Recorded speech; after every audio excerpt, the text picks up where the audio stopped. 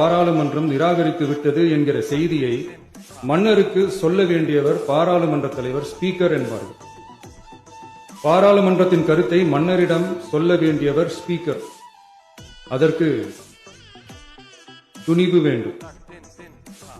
சில பணிகளை செய்வதற்குத்தான் பாராளுமன்றத்தின் அனுமதி வேண்டுமே தவிர அந்த ராஜ்யத்தில் உள்ள எந்த பிரஜைக்கும் மரண தண்டனை விதிக்கும் அதிகாரம் மன்னருக்கு உண்டு. தான் விரும்பியதை பாராளுமன்றம் நிராகரித்து விட்டது என்று சொல்லும் ஸ்பீக்கருக்கு மரண தண்டனை விதிக்கும்படி ஆணையிடுவார். தலையை வெட்டி விடுங்கள் என்று ஆணையிடுவார்கள். இது பலமுறை நடந்ததால் யாருமே இந்த ஸ்பீக்கர் பதவிக்கு வர விரும்ப மாட்டார்கள்.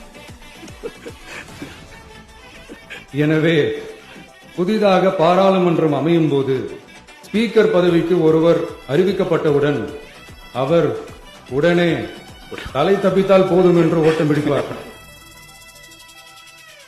அணை முன்னவரும் எதிர்க்கட்சி தலைவரும் அவரை தடுத்து நிறுத்தி அவர் கைகளை பிடித்து இழுத்து வந்த ஆசனத்தில் அமர வைப்பார்கள். இதுதான் அந்த காலத்தில் இருந்து வந்த மரபு. ஜனநாயக முறை ஏற்பட்ட பிறகும் இம்மரபு தொடர்கிறது.